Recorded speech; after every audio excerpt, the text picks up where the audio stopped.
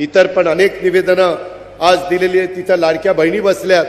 मला त्यांना सांगायचं आहे, कधी कधी आमच्याबद्दल गैरसमज विरोधक पसरवतात. लाडकी बहीण आम्ही दर महिन्याला तुम्हाला 1,500 रुपये देतो.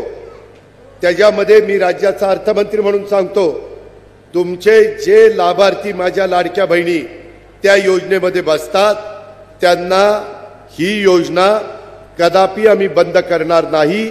ती आमच्या लाडक्या बहिणींच्या करताय. तुम्हाला त्याच्यातनं मदत होते. उलट आम्ही त्याच्यात नवीन प्रस्ताव आणलेला आहे. काही बँका पुढे आणलेल्या आहेत. नांदेड जिल्हा बँकेशी पण मी बोलीन.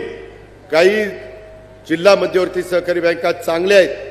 तिथं आमचे दर महिन्याला 1,500 रुपये त्या भगिनीला जातात.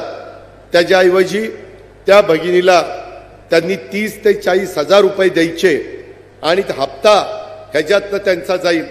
40-50 हजार रुपयाचं भांडवल जर तिला झालं तर त्याच्यातनं ती माझी बहीण काही ना काही स्वतःचा व्यवसाय करू शकेल आणि त्याच्यातनं स्वतःचं कुटुंब ती उभं करू शकेल. हे होऊ शकतं. महाराष्ट्रात काही बहिणींनी केलंय.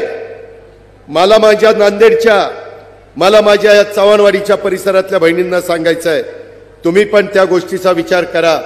मी माझ्या सगळ्या कार्यकर्त्यांना, आमदारांना, माजी आमदारांना, पदाधिकाऱ्यांना, माझ्या महिला भगिनींना पण सांगणार आहे की ती कशी योजना आहे.